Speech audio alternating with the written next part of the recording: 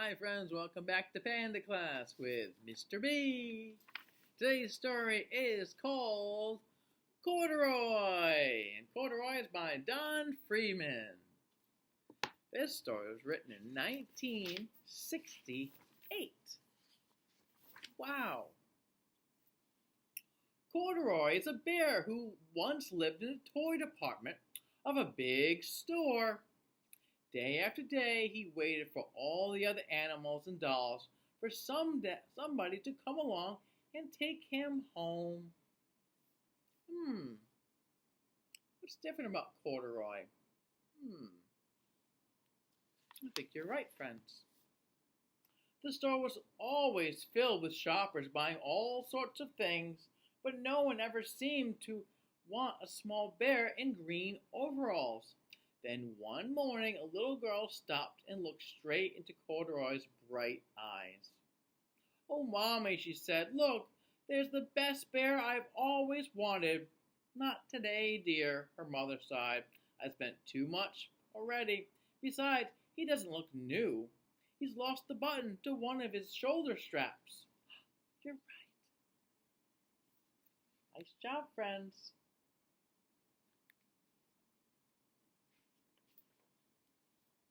Corduroy watched them sadly as they walked away. "I didn't know I'd lost a button," he said to himself. "Tonight, I'll go and see if I can find it."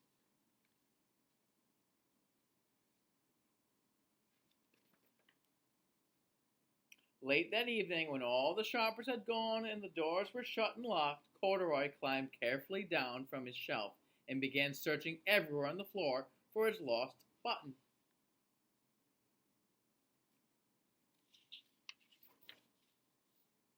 Suddenly, he felt the floor moving under him. Quite by accident, he had stepped onto an escalator, and up it went. Could this be a mountain, he wondered? I think I've always wanted to climb a mountain. You're right, friends, it's an escalator. He stepped off the escalator as it reached the next floor, and there were before his eyes was the most amazing sight.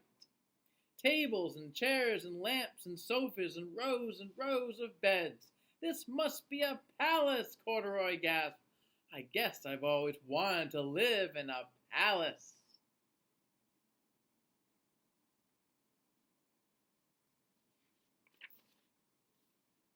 He wandered around admiring the furniture.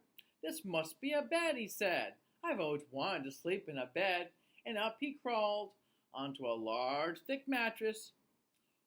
All at once he saw something small and round. "Why, there's my button," he cried, and he tried to pick it up. But like all the other buttons on the mattress, it was tied down right.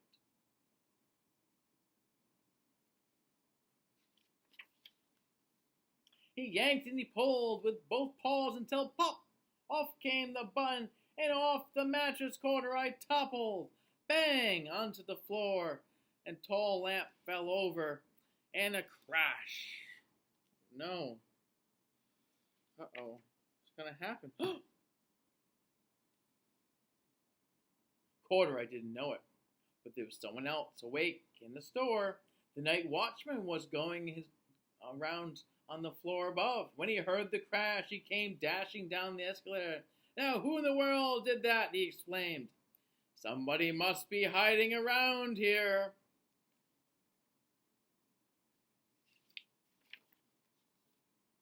He flashed his light under and over the sofas and beds until he came to the biggest bed of all, and there he saw two fuzzy brown ears sticking up from under the covers.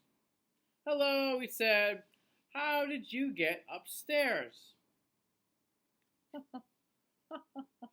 He's hiding.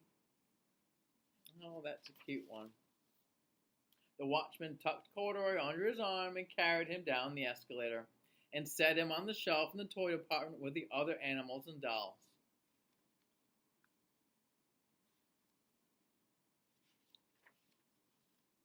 Corduroy was just waking up when the first customer came into the store in the morning, and there, looking at him with a wide, warm smile, was the same little girl he'd seen only the day before. I'm Lisa, she said, and you're going to be my very own bear. Last night I counted what I've saved in my piggy bank, and my mother said I could bring you home. Oh, Lisa. Shall I put him in a box for you? The saleslady asked. Oh, no thank you, Lisa answered, and she carried Corduroy home in her arms. She ran all the way up 4 flights of stairs into her family's apartment and straight to her own room.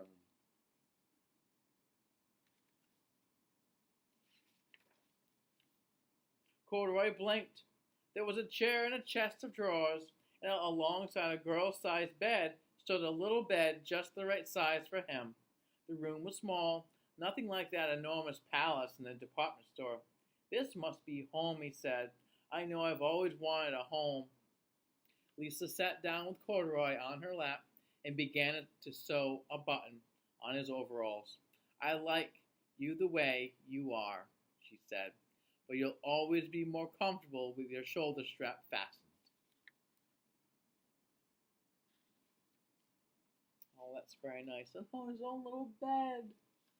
Oh, Corduroy must be so proud. You must be a friend, said Corduroy. I've always wanted a friend. Me too, said Lisa, and gave him a big hug.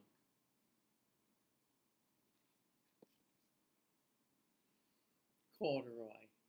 Isn't that a nice story, friends? Oh, it's always nice to have you here at Panda Class with Mr. B. All right, friends, it's that time again. Let's raise our left hands in the air. 1, 2, 3. Pinch pot, cheese, cheese, cheese. Pinch pot, cheese, cheese, cheese. See you again soon. Bye.